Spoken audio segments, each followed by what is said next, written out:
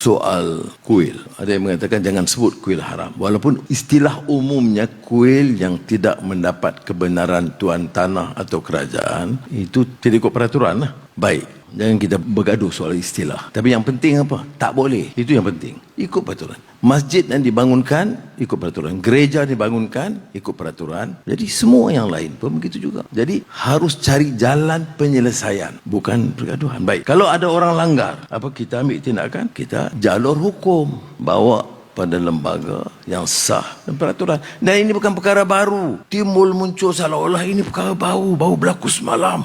Hanya di bawah PMX.